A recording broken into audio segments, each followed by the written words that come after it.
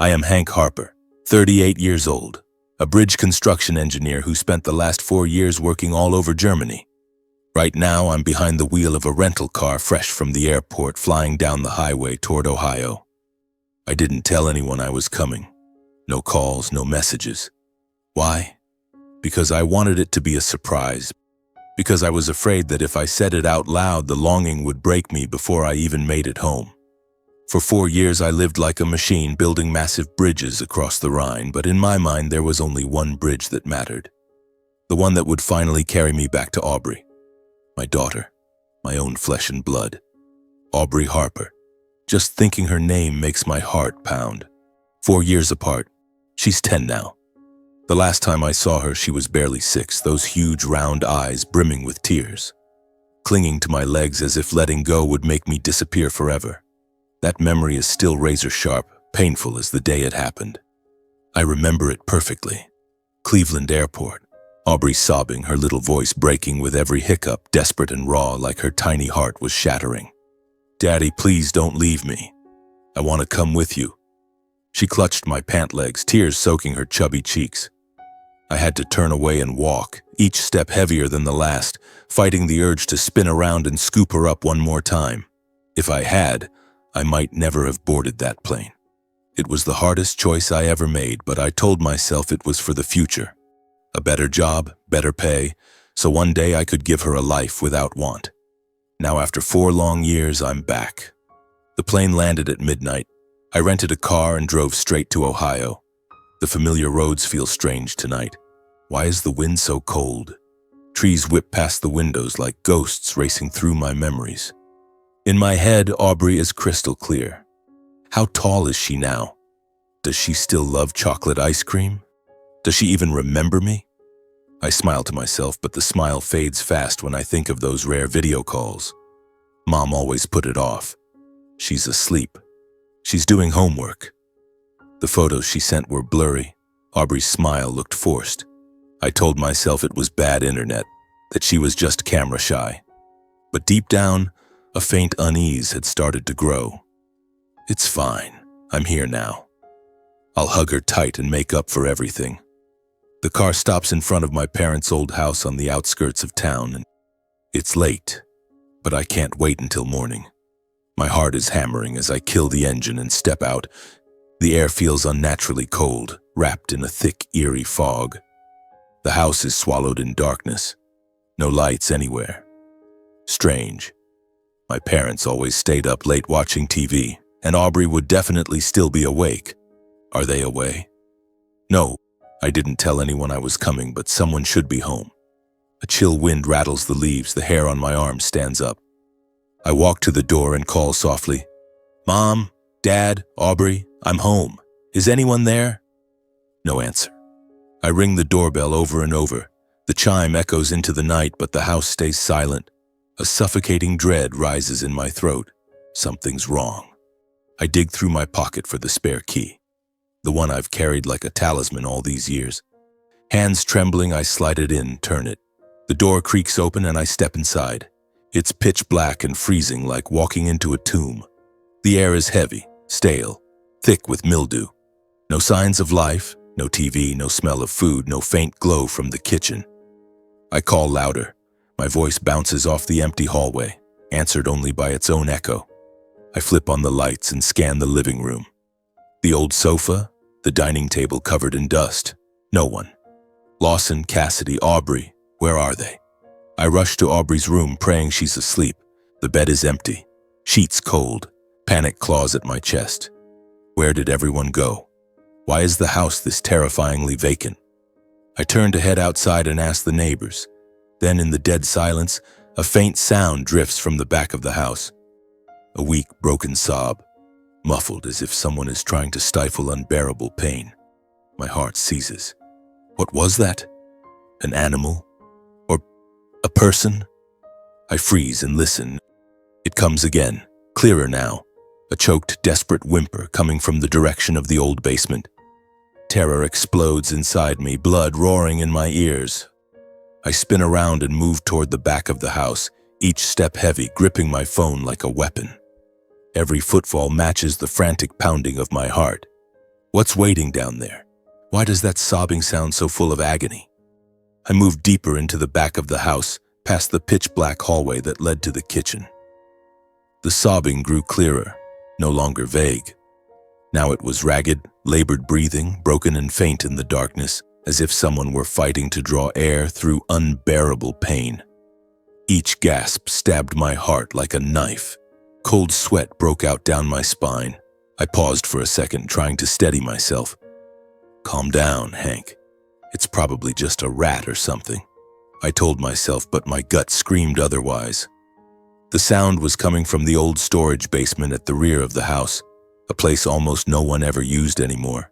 That basement, damp, cluttered with junk, where Dad kept garden tools and random odds and ends. I pushed open the kitchen door. The flashlight from my phone swept across dusty cabinets and the untouched dining table. The crying echoed clearly now, distorted through the wooden floorboards. My heart pounded so hard my ears rang. I reached the basement hatch, a trapdoor hidden beneath a rug. My trembling hands yanked the rug aside, revealing the rusted iron cover. "Who's there? Who's down there?" I called softly, my voice cracking with fear. No answer, only faster, weaker breathing. I swallowed hard, lifted the hatch and started down the narrow stairs. Each step groaned beneath my weight like a wail in the darkness. The air below was freezing and reeking of mold. I coughed as it hit my lungs. The phone's beam cut through the gloom. Every step downward dragged me closer to the terror churning in my chest. I prayed it was an illusion, but the sobs grew nearer, more real. The moment I shoved open the heavy basement door, wood screeching on rusty hinges, my whole body froze, as if turned to ice. The sight that hit me was so horrific I nearly screamed. Aubrey, my daughter, was curled up on the cold concrete floor, her ankle chained to a rusted iron post. The thick, crude chain was padlocked around her thin leg. The skin beneath was raw, swollen, and bleeding in places. Next to her lay only a few moldy scraps of food, crumbled crackers, hardened bread crusts, and a couple of nearly empty plastic water bottles. She lay there in the damp darkness, her tiny body huddled into a ball as if trying to hold on to the last bit of warmth. No, this can't be real. My heart stopped. My mind reeled. Aubrey, my little girl, the child I loved more than life, was locked up like an animal. A scream rose in my throat, but nothing came out, only ragged, desperate breaths that mixed with her faint sobs in the sealed tomb of a room. Tears poured down my face. Where were my parents? How could they let this happen? I lunged forward, stumbling over the rough floor, not caring about the pain. I threw myself at her and wrapped her in my arms. Her body was nothing but skin and bone, so light, so fragile. Her skin was ice cold. Ribs jutted out beneath a torn, threadbare shirt. Bruises, old and new, covered her. Welts from belts, handprints, marks I couldn't even name.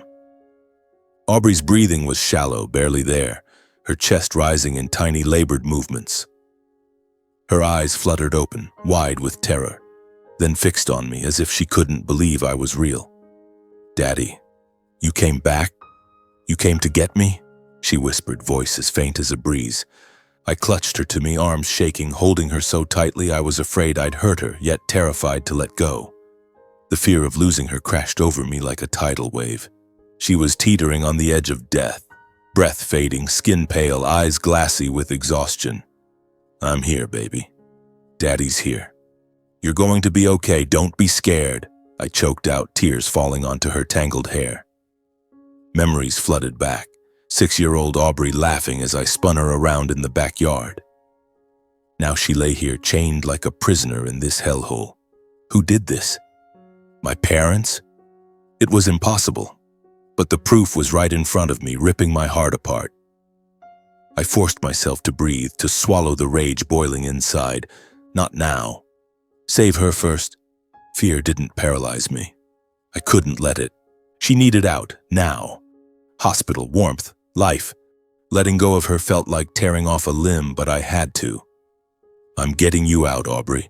Hold on, sweetheart," I said, voice trembling. I frantically searched for anything to break the chain, a hammer, a crowbar, anything. The phone light swept wildly. Old junk, a rusty toolbox, a wrench. I grabbed the wrench and hammered the padlock with everything I had. Metal clanged against metal, echoing in the tomb-like room, but the lock held. Every second felt like a knife to the heart. Aubrey was fading, her breathing slowing. I hit harder, sweat mixing with tears, hands bleeding from the impacts. While I hammered, I kept talking, desperate to keep her conscious. "Aubrey, look at Daddy. Remember the fairy tales I used to tell you? Little Red Riding Hood, your favorite. Tell me again, how did she beat the wolf?"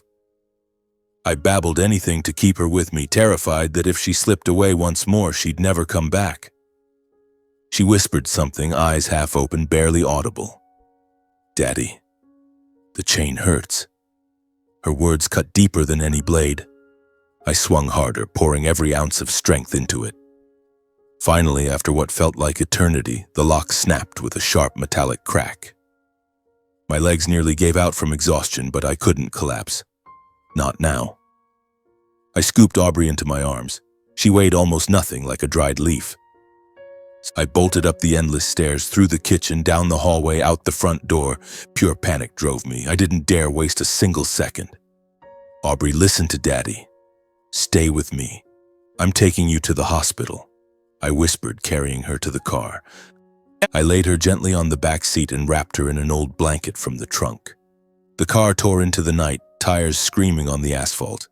I drove like a madman, praying to God, to Emily, to anyone who would listen, that my little girl still had enough life left to reach the hospital. Streetlights streaked past the windows. My heart felt ready to explode. "Don't leave me alone, Aubrey. Please, baby. Hold on," I muttered, tears blurring the road. The way to the hospital stretched on forever, every second a battle for her life. The road to the hospital felt endless. Every second was a battle. I kept glancing at the rearview mirror. Aubrey lay motionless on the back seat, her breathing so faint, her skin ghostly pale under the dim streetlights. I reached back and grabbed her hand. It was ice cold. Her pulse was a fragile thread beneath my fingers. Every red light was torture. I leaned on the horn, begging the road to clear. Terror roared inside me. If she didn't make it, I would never forgive myself. 4 years away, and I come home to find my child in hell. Who did this? My parents. The question clawed at me, but I shoved it down. Save her first. Finally, the hospital lights appeared ahead, blazing like a lighthouse in the blackness. I slammed on the brakes. The car skidded across the lot, tires screeching. I scooped Aubrey into my arms. She weighed almost nothing, like a dried leaf, and ran toward the emergency entrance in blind panic. The automatic doors slid open. Hospital smells hit me. Disinfectant, beeping machines, exhausted faces. "Save my daughter. Please save my little girl," I screamed, voice raw with fear and exhaustion, as her tiny body went completely limp in my arms. Aubrey was unresponsive, eyes closed, breathing barely there. Nurses rushed over with a gurney and lifted her onto it. "What happened to her?" one asked, calm but urgent. "My daughter was locked up, starved, chained. Please save her." I was shaking, tears streaming uncontrollably. They wheeled her into the trauma room. The doors slammed shut in my face. The lock clicked like a verdict. I stood frozen, staring at those white doors as if they were a wall between me and my child's life. My legs gave out. I collapsed onto a waiting room chair, hands trembling over my head. My mind was chaos, flashes of the basement, the chain, the bruises, her broken sobs. How could this happen? My parents, the people I trusted most. How could they? I remembered the day I left Aubrey with them. Mom had hugged her tight and smiled. "Don't worry, son. We'll take good care of her." Those words now cut like glass. Minutes dragged like hours. The wall clock ticked slowly, torturing me. I paced, fists clenched, praying silently. "Emily, if you're up there, please protect her." Tears fell again. I wiped them away, trying to stay strong. The hospital buzzed around me, crying children, shouted names, but for me the world was only that door. Eventually the doctor came out, middle-aged, graying hair, glasses, cold, searching eyes. My heart leapt into my throat. "How is my daughter? Is she okay?" I rushed toward him, voice shaking. He paused, looked me up and down, and said flatly, "Her condition has been stabilized for now. We're monitoring her." Then he turned and walked away. No further explanation. I stood stunned. Stabilized? That's all? No details about her injuries, her state? Why did he look at me like I was the criminal? That detached attitude sent ice through my veins. "Wait, doctor! What's wrong with my daughter?" I shouted after him, but he disappeared around the corner. Just as I stood to chase him, 2 police officers appeared at the end of the hallway, striding quickly toward me. Uniforms, stern faces, hands resting on their belts. "Are you Hank Harper?" one asked, voice flat. I nodded. Before I could speak, they grabbed me, one pinning my arms, the other slamming me against the wall. "Mr. Harper, you are being detained." I was stunned, furious, helpless. "What? Let me go. My daughter is in there fighting for her life." I struggled, but they held firm. Handcuffs clicked coldly around my wrists.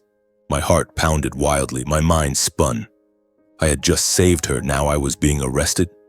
One officer recited in a monotone, "We received a report that you are the person who abused and neglected the child. The little girl you brought in shows signs of severe, prolonged abuse." The words hit like lightning. Abuse? Me? I stared at them, mouth open. "No, you've got it wrong. That's my daughter, Aubrey. I just rescued her from the basement." They didn't listen, skepticism written all over their faces. At that moment, the same doctor returned, standing beside the officers with an even colder expression. It clicked. He was the one who called the police. That first suspicious stare, the icy demeanor. "You reported me, didn't you?" I growled. He nodded without emotion. "Based on the child's injuries, we are required by law to report suspected abuse."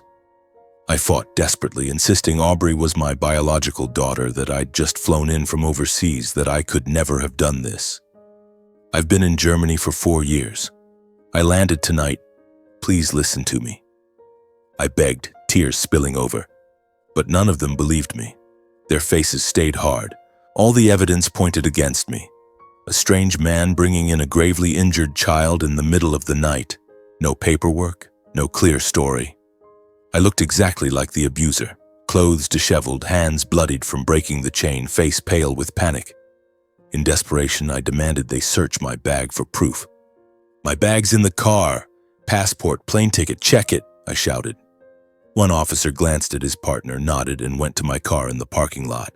He came back with the exact bag I described, dusty from the long trip. They searched it right there in front of me and the doctor.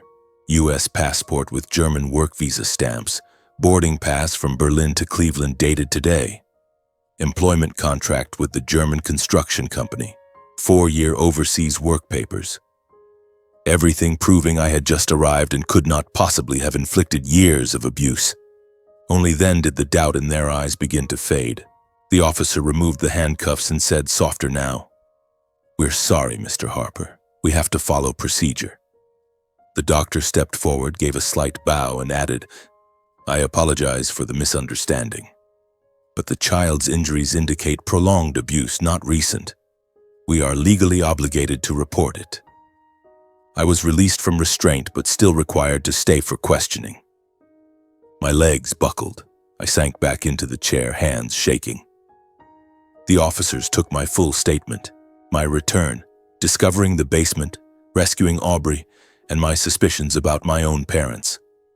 I told them everything, voice breaking with emotion while they wrote it all down. They also received the detailed medical report, old and new bruises, signs of malnutrition, chain marks on her ankle.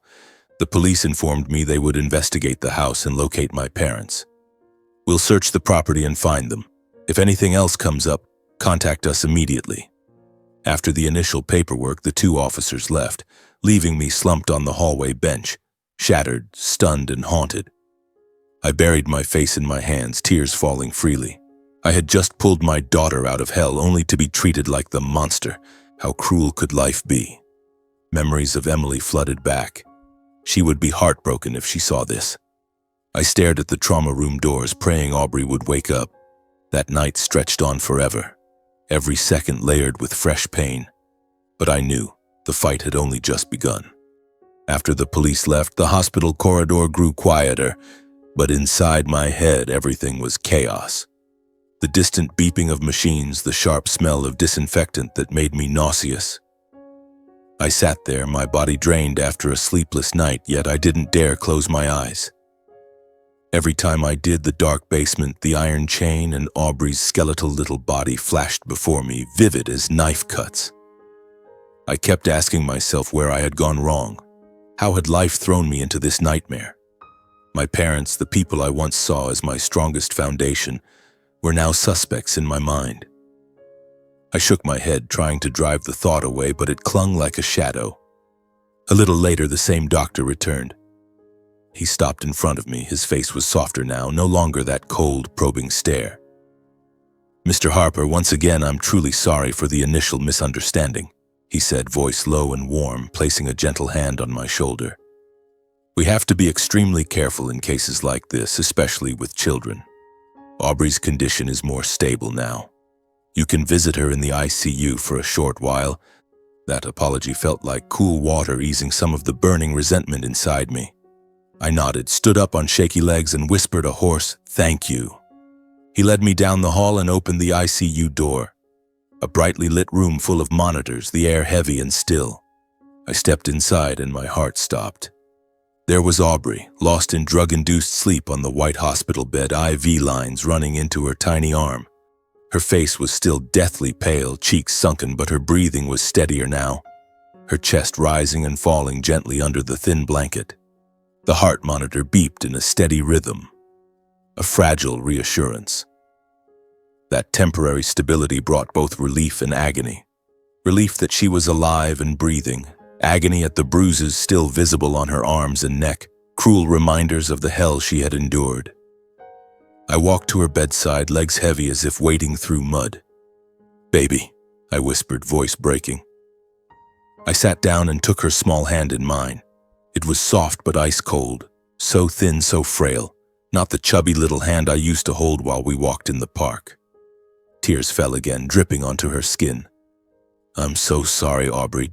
Daddy came back too late," I whispered, squeezing gently, terrified that if I let go, she would slip away forever. The ICU was silent except for the machines and her faint breathing. I sat there watching her sleep, and old memories flooded back like a slow-motion film, dragging me into the past. I remembered the night Emily died, right after a difficult birth. It was pouring rain at Cleveland Hospital. The rain hammered the windows while newborn Aubrey wailed in the delivery room. Emily lay there, pale as death, machines beeping their final warning. The doctor shook his head. "I'm sorry, we couldn't save her." My world shattered. I fell to my knees beside her bed, clutching her cold hand. She left me alone with Aubrey, a red, crying infant wrapped in a white blanket. From that day on, I was a single father. I brought her home, learned to mix formula, change diapers, rock her to sleep in the middle of the night. In those early days, I cried alone, staring at her and aching for Emily. "Emily, what do I do now?" I whispered to our wedding photo on the table. I worked construction by day, covered in dust, deafened by machinery, then came home to hold my daughter, telling her fairy tales until she fell asleep. Some nights I stayed up with a feverish baby, pacing the room, singing hoarse lullabies soaked in sweat. Mornings rushing her to school in the rain, holding the umbrella over her while I got drenched, smiling. "Be good today, okay? Daddy will bring ice cream when I get home." Life was hard, money tight, time short, but it was filled with love. Aubrey grew up in my arms, lighting up whenever I walked through the door, running to hug me. "Yay, Daddy's home!" Those moments were treasures, the reason I kept going after losing Emily. Then the job in Germany came, a huge bridge project in Berlin, triple the pay. I agonized for weeks, lying awake, staring at Aubrey asleep beside me, heart twisting. How could I leave her? She needed her dad every day. But the promise of a better future, no more scraping by, forced me to say yes. "Daddy's only going for 4 years, sweetheart. I'll come back and we'll be happy," I whispered the night before I left. I left Aubrey with my parents, uneasy but telling myself they were her grandparents. No one would love her more. Dad clapped my shoulder. Don't worry, son. We'll take care of her like our own. Mom hugged Aubrey tight. You'll stay with Grandma and Grandpa. We'll make sure you have everything. I believed them. They were family. I had no other choice. In Berlin, I thought of her every single day. In my cold little apartment, I'd look at photos of Aubrey on my phone and smile to myself. Every month, I sent money home, every euro I could save, hoping it bought her good meals, new books, warm clothes. She's growing up so fast, isn't she? I'd ask myself. Those rare calls were my lifeline. But now, sitting beside her hospital bed, holding her frail hand, I realized I had never once heard Aubrey herself say she was happy. Everything came through my parents. Aubrey's doing great, don't worry, Mom would say, voice bright but somehow forced. Every time I asked to video call Aubrey, Cassidy found an excuse. She's asleep, she's studying, she's tired. Let's do it tomorrow, she's not feeling well today. I believed her because I was busy, because I was far away. The photos Cassidy sent were always oddly similar. Same old living room angle, Aubrey standing stiffly, smile forced, as if taken only to check a box. I thought Grandma just wasn't good with cameras. Now I see the fear in that smile. I also remembered how Aubrey's voice on those rare calls grew quieter, more timid, frightened. Nothing like the bright, chatty girl I left behind. Are you okay, Aubrey? I'd ask. Yes, I'm fine, Daddy. Don't worry too much, she'd whisper, voice trembling, then fall silent. How had I not seen it sooner? A chill ran down my spine as the pieces finally clicked into place. All the delays, the fake smiles, the fearful whispers over 4 long years. A horrifying picture was forming. The next morning, while Aubrey was still unconscious, I stepped into the hallway and called my mother. My heart pounded, but I kept my voice calm, pretending nothing had happened. I didn't say I was back in the country, just asked where they were and how Aubrey was doing. The phone rang a few times, then Mom's cheerful voice. Hank, it's me. We're at home. Aubrey's still sleeping. Everything's perfectly normal, same as always. She even laughed lightly as if nothing were wrong. I swallowed hard and asked, Is she doing okay, Mom? Eating well? Oh, she's great. Eats everything, sleeps like a log. Just focus on your work. We're taking good care of her. Like always, they asked about my health, told me not to worry, insisted they were looking after Aubrey perfectly. Your dad says hi. He's watching TV with her right now, Mom added, voice warm and utterly fake. I went numb, realizing those same lies were still flowing while my daughter lay unconscious in the ICU because of their cruelty. Rage boiled inside me, but I forced it down. Okay, talk soon, Mom, I said shortly and hung up, my hand shaking so hard my nails dug into my palm. In that moment, I made the decision. I would keep everything secret. I would not let them know I had uncovered the truth. I couldn't give them a chance to run. I would wait silently for them to come home and walk straight into the trap. I would gather evidence and expose their crimes in the light of justice. No escape. The pain was still there, but now it had hardened into cold determination. I walked back into the room, looked at Aubrey and whispered, Daddy will get justice for you. The real fight was just beginning, and I would not stop. I sat by Aubrey's bed a little longer, holding her hand tightly, feeling her steadier breathing as a reminder that I had to act. She was still unconscious, but the doctors said her physical condition was improving, at least on the surface. The invisible wounds, the ones carved into her mind and soul, would take far longer to heal. I stood up, wiped my tears, and forced a calm expression as I called the nurse. Please keep watching her closely and take good care of her for me, I said, voice low but firm. The nurse nodded, eyes full of sympathy. We'll do everything we can, Mr. Harper. Where are you going? I shook my head. I wasn't ready to tell anyone. I have some things to take care of. Call me the moment she wakes up. I left my number and quietly walked out of the hospital, my chest heavy as if I were carrying a boulder. Outside, the Ohio morning was cool and crisp, weak sunlight filtering through the trees, but to me the world was still as dark as the night before. I drove back to my parents' house in the suburbs. The familiar road now felt alien, haunted. Every turn brought memories, Childhood days running in the yard, Dad teaching me to ride a bike, Mom baking apple pies that filled the house with warmth. Now it was all just a cruel facade. I parked at the gate, hands gripping the wheel, taking deep breaths to steady myself. I brought my phone to record everything that remained. Evidence, solid evidence. I couldn't let emotion take over, no matter how much my blood was boiling. I stepped inside, the door still unlocked from last night, the same cold, lifeless air. I went straight to the back toward the basement, Aubrey's hell. My heart pounded as I pushed open the kitchen door. The damp, moldy smell hit me and made me cough. I turned on my phone's flashlight and descended the narrow stairs, one heavy step at a time, walking back into the nightmare. I re-entered the basement, filming every detail. The chain, the broken padlock, the cold concrete floor where Aubrey had lain, every corner preserved as evidence. I paused at the door, hand shaking as I pushed it open. The weak light revealed it all again. The icy floor stained with dried blood where the chain had bitten into her skin. The rusted chain lying discarded, the shattered lock from my desperate blows the night before. I knelt, fingers brushing the concrete, feeling my daughter's pain as if it were my own. "How long were you down here?" I whispered, tears rolling down my face. I turned on the camera and recorded everything. The chain scarred from her struggles, the mangled lock, the floor littered with crumbs of moldy food and stagnant water.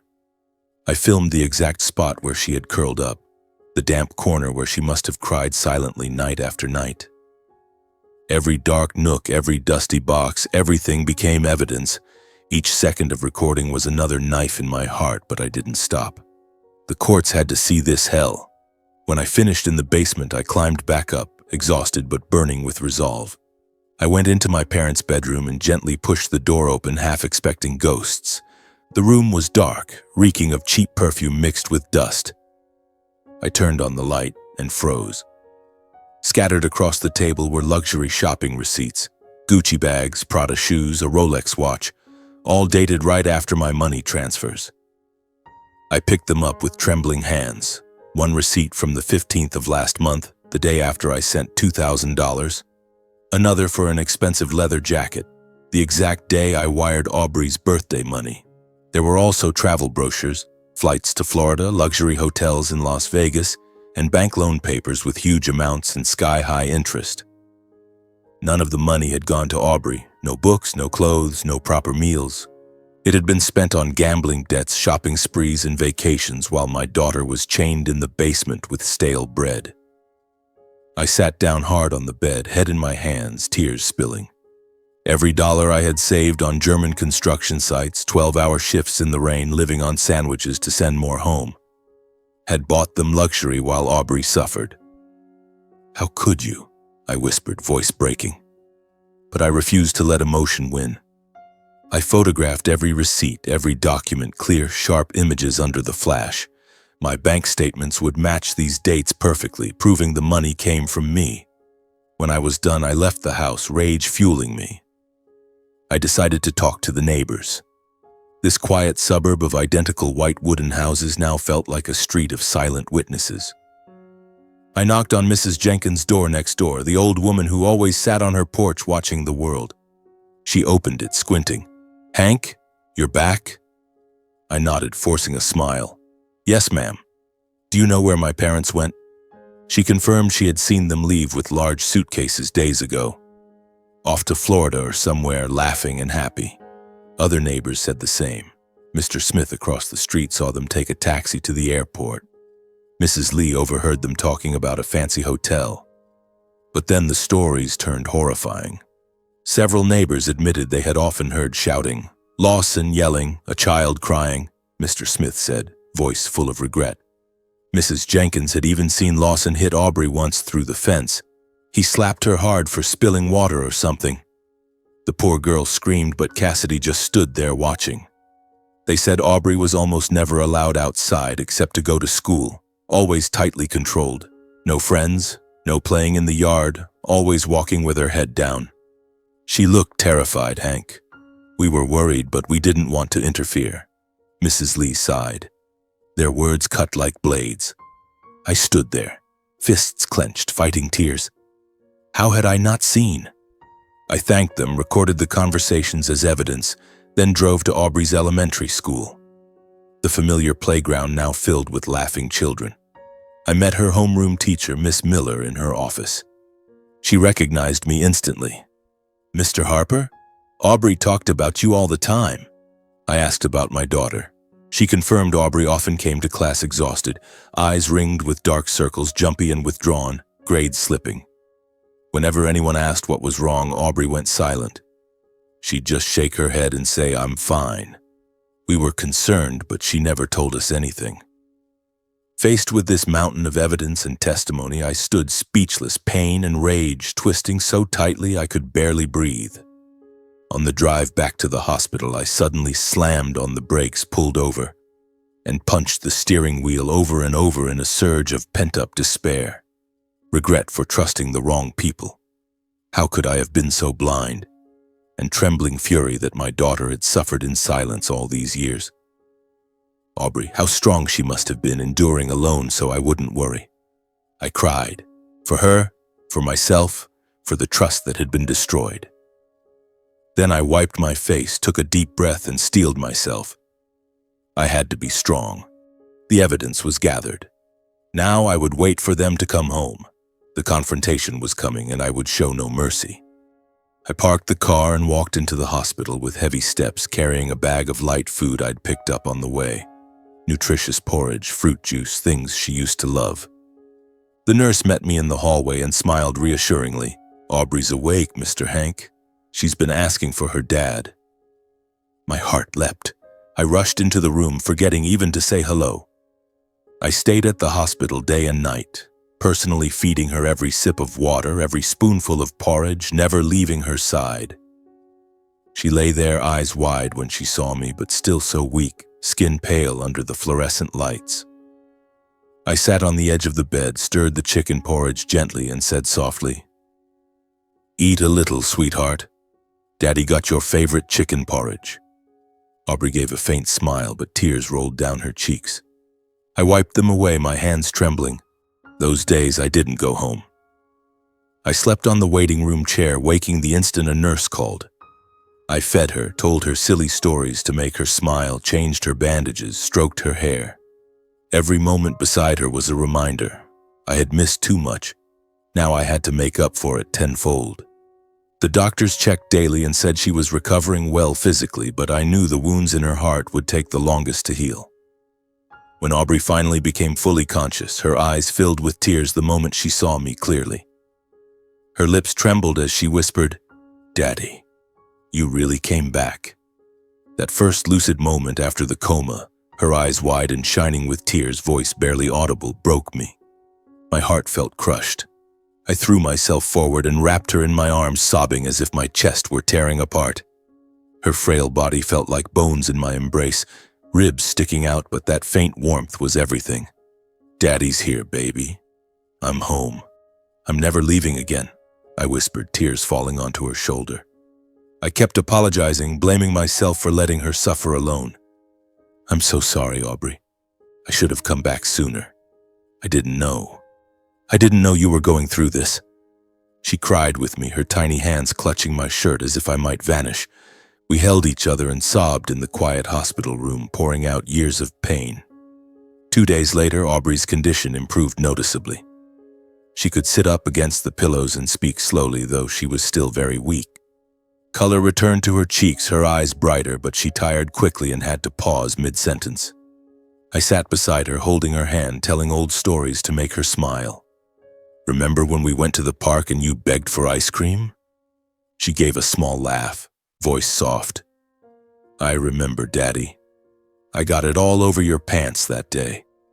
Those moments were priceless, but I knew we had to face the truth. I knew reopening the memories would be cruel, but I had to understand everything to protect her completely. I hesitated for a long time, heart twisting as I looked at her. "Sweetheart, I need to ask you something. But if you don't want to talk about it, we won't." She nodded, a flash of fear in her eyes. When I mentioned the years living with Grandma and Grandpa, Aubrey suddenly started shaking and burst into heartbreaking sobs. curling into a ball under the blanket, shoulders trembling. My heart shattered. I rushed to comfort her, waiting until she calmed, holding her hand tightly. "It's okay, baby. Don't cry. Daddy's here. Nothing can hurt you now. Tell me. I'll protect you." I rubbed her back and whispered soothing words like I did on nights when she had fever as a little girl. It took a while, but she finally calmed, eyes red, voice shaking. "I was so scared, Daddy."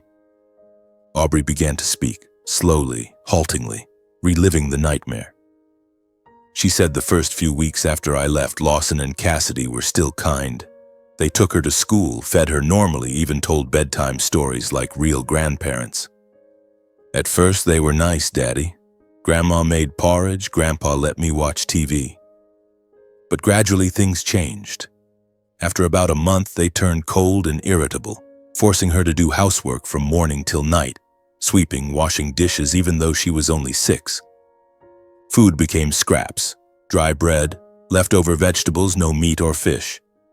I was so hungry, but I didn't dare complain," she whispered, eyes distant. She was beaten for tiny mistakes, spilling water, talking back. Lawson's eyes were no longer those of a grandfather. She described one time in detail. "I broke a glass. Grandpa rushed at me and hit me with his belt. It hurt so much, Daddy. I cried and cried, but he didn't stop. I went numb, gripping the bedsheet until my knuckles turned white."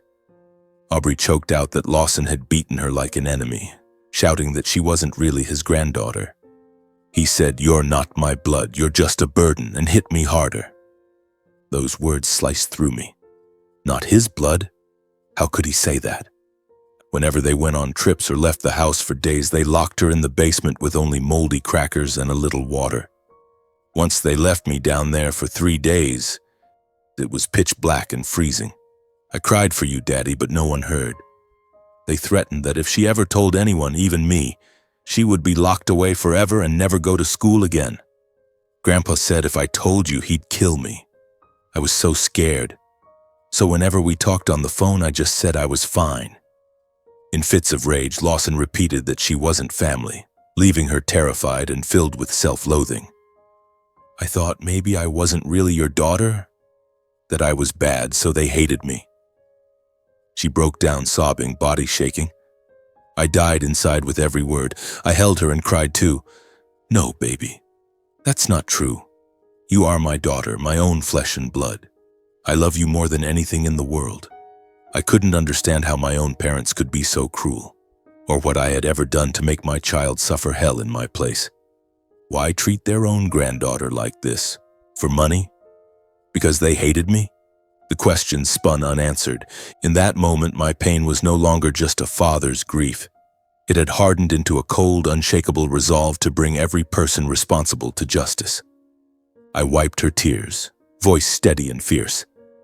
"Daddy will make them pay, Aubrey. No one will ever hurt you again."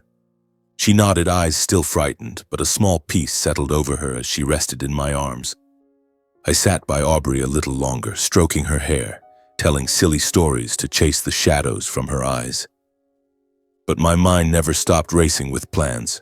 The evidence I had collected, photos of the basement, neighbors' statements, shopping receipts, still wasn't enough on its own. I needed to compile everything into an airtight case. Aubrey finally drifted off, her breathing steady under the thin blanket.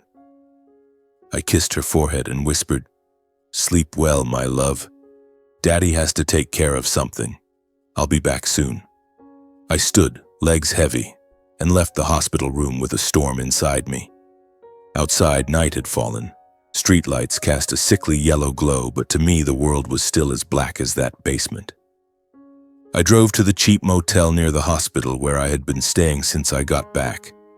I spread all the evidence across the table. Phone photos, recorded neighbor and teacher testimonies, my bank statements showing every regular transfer. I spent the entire night organizing, printing photos, copying audio files to a USB drive, photocopying receipts and statements. I got Aubrey's full medical file from the hospital. Detailed reports of bruises, malnutrition, chain marks on her skin. Everything was neatly arranged into a thick folder, a horrifying book of crimes. The next morning, I drove to the local police station, heart pounding. The station sat in the middle of town, a gray building with the American flag snapping in the wind. I walked in and met the officer who had questioned me before. Mike, tall, deep voice. "Mr. Harper, something new?" he asked, eyes searching. I placed the folder on his desk. "This is the evidence. Everything my parents did to my daughter." Mike opened it and flipped through page after page. His brow furrowed at the basement photos. He shook his head at the luxury receipts next to my transfer records. The neighbor and teacher statements, carefully written and backed by recordings, made him pause longest. "This is an extremely serious case, Mr. Harper," he said, voice low. After reviewing everything, the police classified the case as exceptionally grave. Clear signs of child abuse, illegal confinement, and misappropriation of child support funds. Mike called in his captain, Reynolds, middle-aged, beard, sharp eyes. They spoke quickly, then turned to me. "We're opening a formal investigation. This evidence is enough to file charges. Child abuse, unlawful imprisonment, financial exploitation. These are heavy crimes." A small weight lifted from my chest, but the rage still burned. They told me to keep everything completely secret and continue cooperating so my parents wouldn't have time to destroy evidence or flee. "No more calls to them. Don't let on," Captain Reynolds said firmly. "We'll be watching. Do you know when they're coming back?" I shook my head. "From what the neighbors said, in a few days. They're on vacation." We planned the arrest. It would happen the moment they returned home, to catch them red-handed and leave no room for denial. "We'll have people watching the house. When they arrive, you go in first. We'll move in right after," Mike explained. I nodded. It felt like I was in a crime movie, but this was real. My life, Aubrey's life. I left the station, mind spinning, but resolve stronger than ever. I went back to the hospital, sat with Aubrey, told her stories to make her smile, but inside I was counting down the hours. Those waiting days dragged on forever. I stayed with Aubrey constantly, watching her improve little by little, eating more, smiling more, though she still flinched at loud noises. I told her about the bridges I built in Germany, promised to take her places once she was strong again. But at night when she slept, I thought about my parents. Childhood memories flooded back. Dad teaching me to fish by the river, Mom singing lullabies. How had they changed? Or had they always been this way and I just never saw it? The questions tortured me. I barely slept. I called Mike every day for updates. Still no sign of them. Aubrey asked about Grandma and Grandpa. I dodged. "They're away, sweetheart. Right now it's just you and me." Then the day came. Early morning, Mike called. "They're coming back today. We saw a taxi booked from the airport. Get to the house first. We'll be nearby." My heart raced. I kissed Aubrey. "Daddy has to run an errand. I'll be back this afternoon, okay?"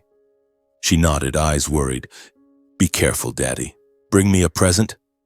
I drove to the house, parked a block away, and waited. The police had already briefed me and positioned undercover units around the neighborhood. Unmarked cars, plainclothes officers blending in with neighbors. I went inside, closed the door, and sat in the living room, heart hammering. Every second was agony, sweat beaded on my skin despite the cold. When my parents' taxi pulled up, the familiar yellow cab, the sudden appearance of police cars froze them in place, confusion and fear written on their faces. I watched through the window. Dad Lawson stepped out, tanned from their trip, pulling a suitcase. Mom Cassidy followed, clutching a designer handbag, bought with my money.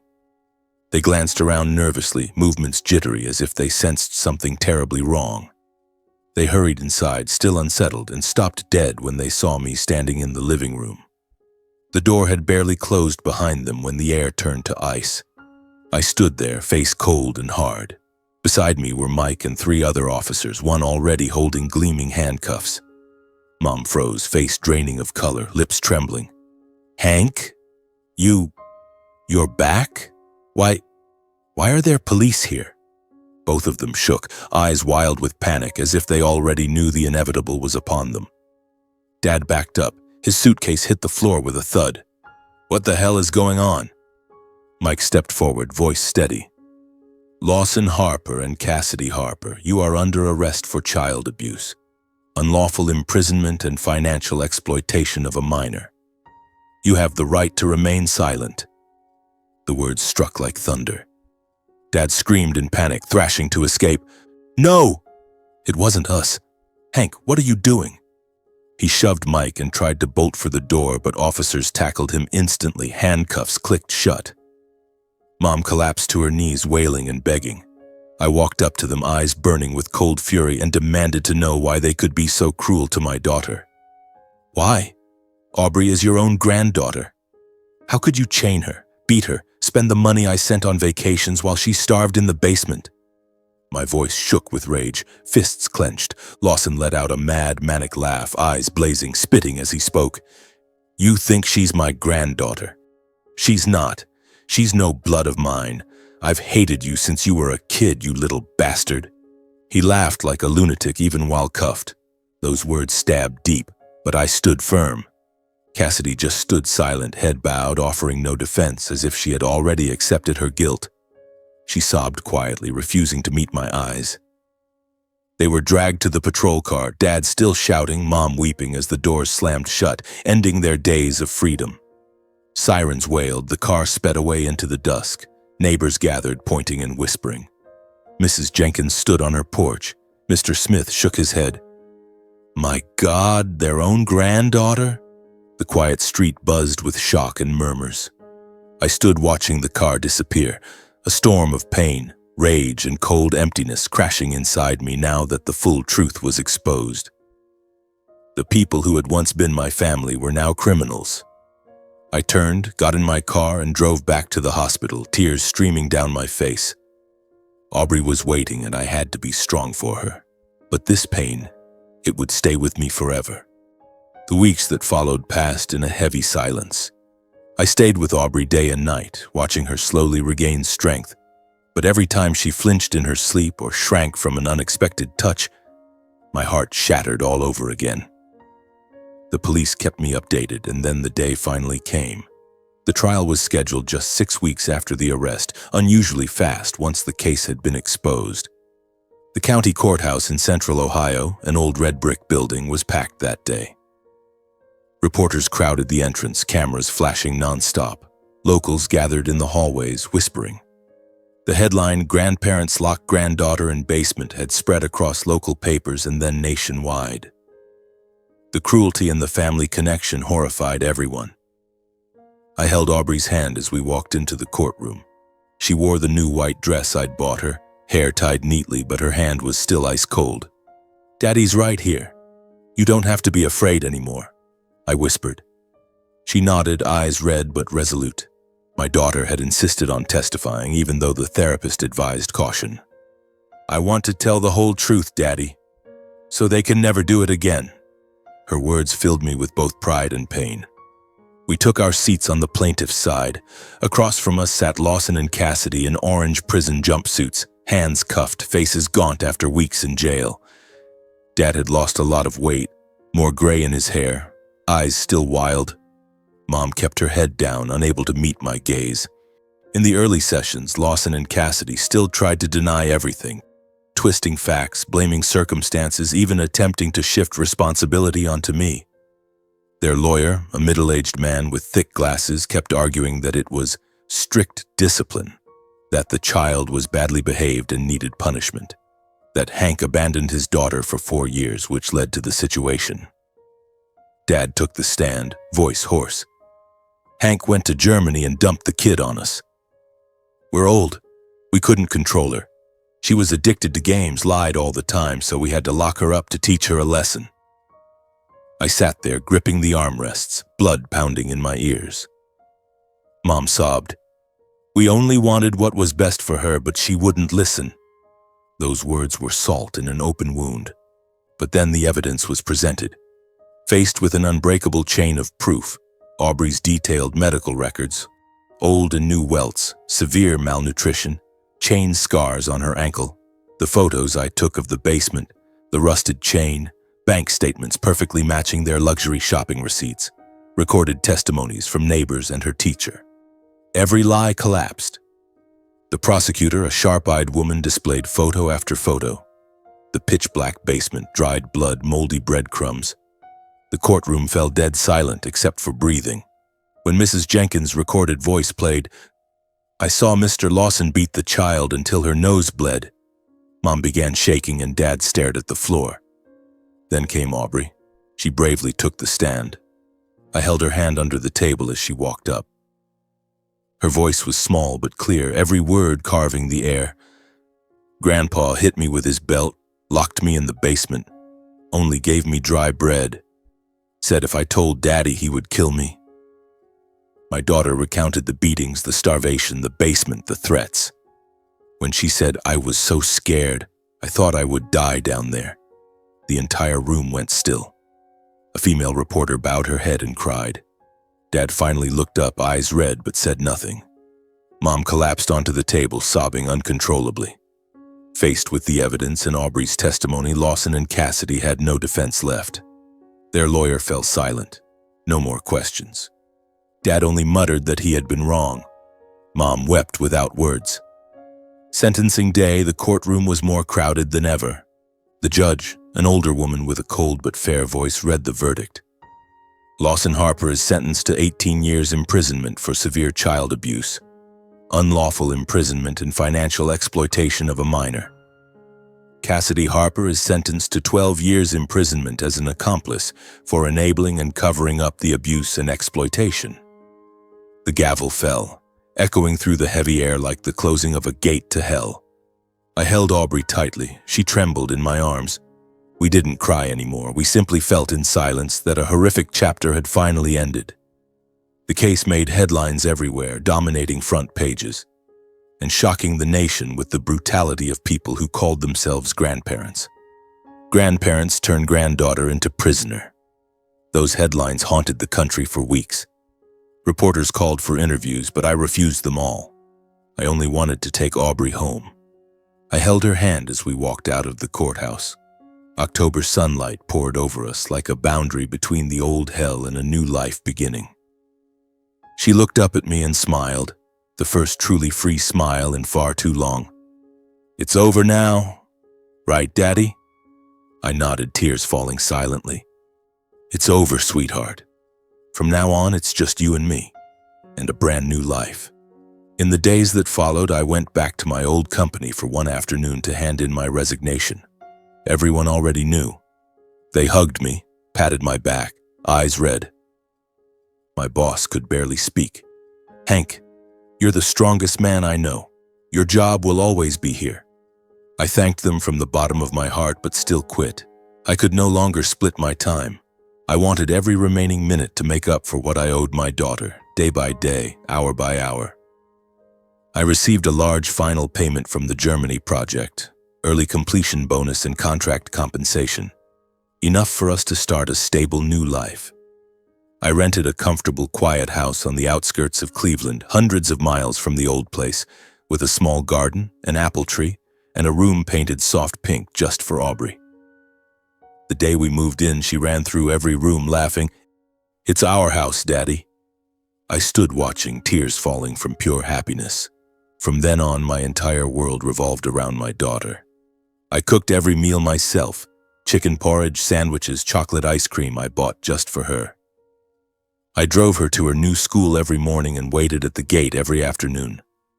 I took her to therapy twice a week, held her when nightmares came. I taught her to ride a bike, planted flowers with her in the garden, watched cartoons until late.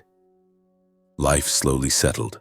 Aubrey's laughter filled the house again, and I felt alive once more. Yet even in this peace, one unresolved knot remained inside me. Dad's words the day he was arrested, "She's no blood of mine," still echoed like a poisonous curse. He had repeated it in rage to Aubrey many times.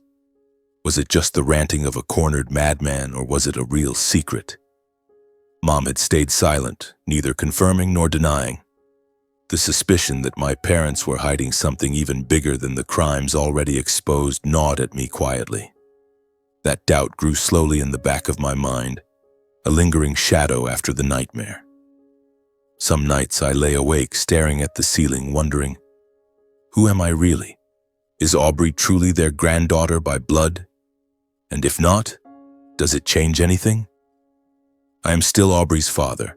I love her more than life, but the shadow lingers, waiting for a day it might flare up. I'm not ready to face it, not yet. Right now, I only want to live for my daughter, for her smile every morning when she wakes. Everything else, let the future answer. The future refused to wait.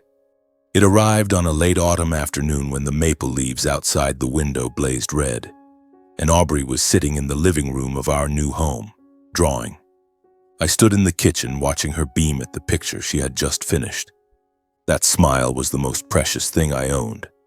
Yet inside me, one sentence kept looping like a broken cassette tape. She's no blood of mine. I've hated you since you were little. Lawson's words the day he was handcuffed. I had tried to push them away hundreds of times, but they clung like an unhealed wound, growing more inflamed with every passing day. I knew I couldn't run from it forever. If I didn't face it now, it would eat me alive from the inside, and one day Aubrey would sense her father's unrest. I didn't want her to grow up with a haunted man. So I made the decision. I would visit my parents in prison one last time, hoping to finally get an answer to the doubt that had been tearing me apart. I told Aubrey I had to go away for work for one day. She hugged me tightly. "Come home soon, Daddy. I'll wait for you to have dinner." I kissed her hair, hiding my red eyes. Then I got in the car and drove 3 hours north to the state prison in northern Ohio. Light rain fell.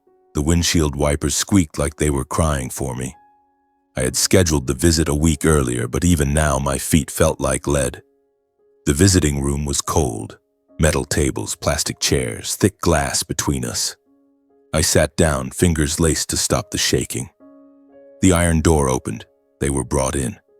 When Lawson and Cassidy were led into the room, their deterioration was stark. Dad was skeletal, hair snow white, prison uniform hanging off him. Mom looked hollowed out, dark circles under her eyes, hair unkempt. But in my father's eyes, the old bitterness still burned, an undying flame. The moment he saw me, he exploded, slamming the table. "You little bastard. You came here to gloat. Ungrateful brat. You're the one who put your own parents in prison." His voice roared through the small room. Cassidy sat silently, head bowed, shoulders trembling. I took a deep breath and kept my voice steady. I was never ungrateful. From the time I was little until now, I always tried to be a good son. I never complained, never turned my back on family no matter what you did to me. I paused, swallowed hard. But I don't understand. What did I ever do wrong? Why, even when I tried to be the perfect son, was I always treated like an outsider? And Aubrey, she was just an innocent child. How could you unleash that cruelty on her? For a split second, Lawson froze, as if I had struck a nerve. Then he let out a chilling, hollow laugh that made my skin crawl, like a raven in the night. "You want to know why?" he snarled, leaning toward the glass. "Because neither you nor that kid is my blood." I went completely still. My mind went blank, ears ringing, as if the floor had dropped out beneath me. I could only hear my own heartbeat thundering. I didn't know if it was the truth or just the final venom of a cornered man. I turned to Cassidy, desperate for a denial, anything to salvage the last shred of belief. But she only looked away, lips pressed tight, neither confirming nor denying. My voice shook. "I need the truth.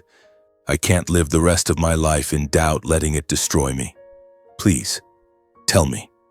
I looked at Cassidy, softer now. "Mom, Aubrey used to adore you. She clung to you, trusted you like a real grandmother. And in the end, you abandoned her. Let her suffer horrors no child should ever know. Didn't that hurt you at all?" At those words, Cassidy suddenly broke into wrenching sobs, the first time she had ever let her mask fall in front of me. She covered her face, shoulders heaving, cries echoing in the cold room. Lawson glared at her, but she didn't stop. After a long while, she calmed, wiped her eyes, turned to Lawson and said with sudden resolve, "Tell him. You have to tell the truth. It's time." Lawson's face flickered with panic, eyes darting, weak protests rising, but Cassidy stared at him, pain and determination in her gaze. Finally, he slumped forward, let out a long, defeated breath, and began. His voice was hoarse. "You're not my son. When you were 2, your mother and I were just hired help for a wealthy family in Pennsylvania. The Montclairs. Powerful people, money pouring out their ears. But then the family tore itself apart. Brothers fighting over inheritance, hired killers, bodies dropping left and right. Your real parents were terrified their son would be murdered to cut him out of the will. They handed you to us with a suitcase full of cash and told us to take you far away, change your name, never come back. They said it was the only way to keep you alive." I sat frozen, every word hammered into my understanding of my entire life. All my childhood memories, the old house, fishing by the river, Mom's lullabies, were nothing but a cover. I wasn't Hank Harper. I wasn't their son. I was a child hidden away. Lawson sneered, eyes cold as knives. "I kept you only because of that suitcase. Raising you was just a transaction. But the older you got, the more you looked and acted like your real parents. Stubborn, arrogant, always thinking you were better than everyone. It made my skin crawl. I hated the sight of you. Every dollar you sent home. In my mind, it was just you paying back the debt for me raising you." He narrowed his eyes, voice dripping poison. "And that kid, Aubrey. She's yours, but Montclair blood still runs in her veins. Every time I looked at her, I remembered that family. I hated her so much I wanted to destroy everything connected to it." I barely heard what Cassidy said next. Blood drained from my face, my hands turned ice cold. I stood to leave, stumbling like a ghost when her hoarse voice came through the glass behind me. "Hank, wait! Do you want to know who you really are?" I stopped and turned. Cassidy pressed herself to the glass, eyes red. "I don't even know if that family still exists. They say it fell apart after the inheritance war. But if you ever want to find out who you really are, this is the only clue left." She asked the guard for permission to hand over a slip of paper. A few minutes later, as I waited in the outside area, an officer approached and gave me the inspected note. My hands shook as I opened it. On it was a name I had never heard, Thomas Montclair, and an old address in Pennsylvania written in fading ink. I clutched the crumpled paper and walked out of the prison holding a truth powerful enough to collapse my entire past. The rain still fell. Cold wind whipped my face, but I felt nothing. Hank Harper had died inside that glass room. All that remained was a man holding a scrap of paper and a stranger's name, Thomas Montclair. I sat in the car staring at the note until my eyes blurred. I didn't cry. I only felt empty. Then I started the engine and drove home. Aubrey was waiting for dinner. No matter who I am, no matter what the past holds, Aubrey is still my daughter and I am still her father. That is the one certainty left in my life. But I know the journey to find myself has only just begun. The days that followed, I lived like a shadow. I still woke early to make Aubrey breakfast, still drove her to school, still smiled when she told me about her friends. But inside my head, the name Thomas Montclair burned red hot. Every night after she fell asleep, I searched the internet. The Montclair family appeared in a few old articles. A financial and real estate empire in Pennsylvania, once among the wealthiest in the Northeast, then torn apart by a bloody inheritance war in the late 1980s. Nothing remained. No addresses, no public heirs, only rumors of a missing son. I shut the laptop and lay staring at the ceiling until dawn, heart pounding as if it would burst. After many sleepless nights torn between doubt and the desperate need to know the truth, I realized I could no longer live under a false name.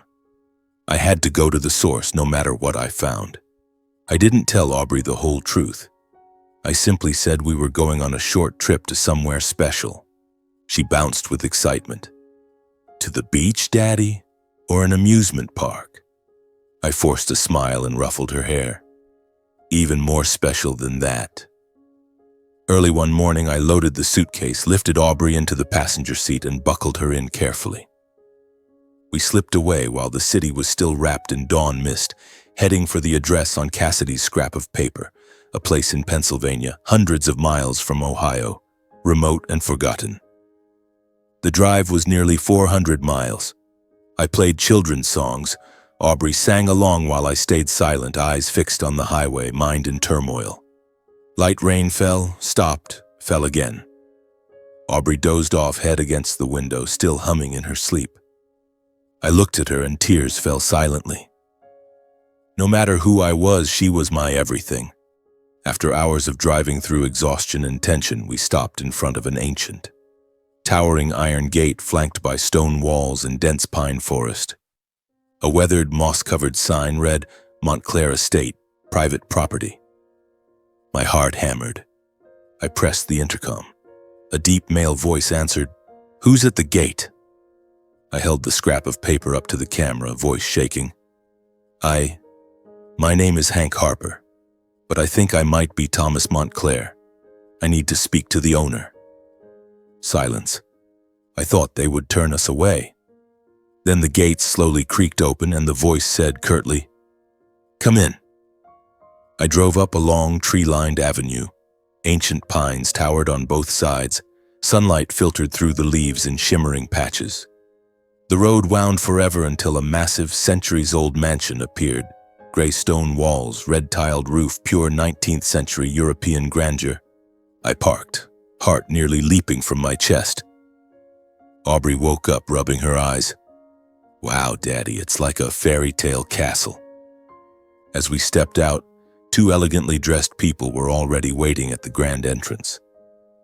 The woman, in her 60s, silver hair in an elegant bun, deep green silk dress, striking blue eyes. The man, tall, white-haired, black suit, commanding presence. They stood silently watching us. Then the woman looked at me, froze for a moment, and suddenly ran forward, throwing her arms around me as if I might vanish. "Thomas, my son, Thomas," she sobbed, calling me by the exact name on the paper. In that instant, I understood this was my real name. She trembled, hands cupping my face. "I'm Vivian. I'm your mother. Oh God, my boy." I stood frozen in the embrace of this stranger who somehow felt achingly familiar, her faint perfume the warmth of a mother I had never known. Vivian released me and turned to Aubrey, who was hiding behind my leg. "And this beautiful little girl?" she asked, voice breaking. I nodded. "Your granddaughter, Aubrey." Vivian's emotions overflowed. She swept Aubrey into her arms, tears streaming. "My granddaughter. Oh heavens, she looks just like my son." She carried Aubrey inside, brushing past the man who still stood silently behind her. That was Charles Montclair. He merely nodded at me, eyes deep and serious, no smile, as if quietly measuring everything before him. He studied me for a long moment, then inclined his head toward the door. No questions, no embrace, no visible emotion. Inside, the mansion was vast. Soaring ceilings, old masters on the walls, a fireplace crackling softly. I sat on a leather sofa. Aubrey pressed close to me. Vivian sat opposite, unable to take her eyes off her son. Charles stood by the fireplace, arms folded. I told them everything. My childhood with Lawson and Cassidy, Emily's death, raising Aubrey alone, the decision to work in Germany. The horrific discovery when I returned, the basement, the trial. I held nothing back. Vivian wept the entire time, hand over her mouth, tears falling. When I described Aubrey chained in the basement, she collapsed onto the sofa, sobbing silently. When I finished, Vivian broke completely. "My son, I never imagined you suffered so much. I searched for you for 36 years. She threw her arms around me again, crying like rain. Charles remained cool, only saying, "I provisionally believe what you've told us, but we need definitive proof." He summoned a servant to take hair samples from Aubrey and me and sent them immediately to the family's private lab. The next day, the DNA results arrived. Vivian opened the envelope with shaking hands in front of Charles and me. Black and white, unmistakable, 99.9% match. Hank Harper was Thomas Montclair, the biological son of Charles and Vivian Montclair. Aubrey was their true granddaughter. In that moment, every emotion inside me exploded. I fell to my knees, face in my hands, sobbing for finally finding my roots, sobbing for 38 years lost. Vivian held me, Charles placed a hand on my shoulder, eyes red. He didn't cry, but his voice trembled. "My son, welcome home." By the fireplace, Charles slowly told the story, voice low, pulling me back to a distant time of blood and darkness. "When you were 2, the family was engulfed in a brutal fight over the inheritance. My brother secretly hired assassins. Your mother's younger brother was gunned down in the street as a warning. Their next target was you, the sole legitimate heir. We had no choice. To save your life, we sent you far away with a couple we believed we could trust, along with money and a promise they would protect you forever." He paused, the firelight flickering across his heavy face. "After we regained control, we searched for you for years. Private investigators everywhere, rewards posted, chasing every tiny lead. But every trail went cold. In the end, we believed we had lost you forever. The 3 of us sat there, weeping and rejoicing, reunited after more than 3 decades apart."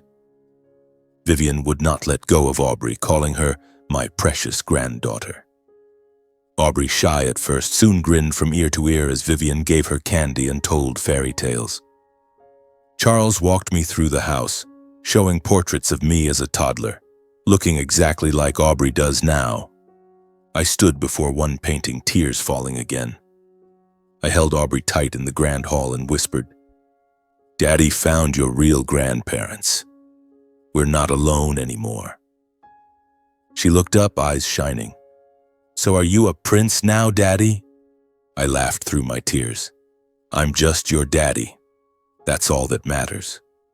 From that moment, our lives truly turned a new page. I was no longer Hank Harper. I was Thomas Montclair, the long-lost son of the Montclair family, missing for 36 years. But to Aubrey, I would forever simply be Dad, and that is the most precious title I will ever have. The first days at the Montclair estate felt like living inside a dream. The mansion was immense. Endless corridors, ancient oil paintings, fireplaces that burned day and night. Every morning I woke with the strange sensation that I had wandered into the wrong life until Aubrey's laughter rang down the hallway. "Daddy," Grandma made heart-shaped pancakes for me. I ran out and saw Vivian, my birth mother, a woman whose name I had known for only days, cradling Aubrey on her lap, feeding her bites of pancake drenched in syrup. Charles sat nearby reading the paper, but the corners of his eyes betrayed a rare, quiet joy. They spoiled Aubrey with every meal, every nap, every smile, treating each one like a treasure. Vivian sewed new dresses for her. Charles silently filled an entire room with toys and books. They were making up for more than 10 years without a granddaughter, with every ounce of love 2 elderly people still possessed. Many times I stood silently in the kitchen doorway watching them play, Charles pushing Aubrey on the swing, Vivian teaching her little songs, and quietly realizing this was what real family felt like. No coldness, no conditions, no need to prove anything, utterly different from the frozen years Aubrey and I had endured under Lawson and Cassidy's roof. My eyes stung, but this time from happiness. One solemn evening, the formal ceremony recognizing me as a Montclair was held in the Grand Hall. Hundreds attended, distant relatives, business partners, powerful faces I had only ever seen in newspapers.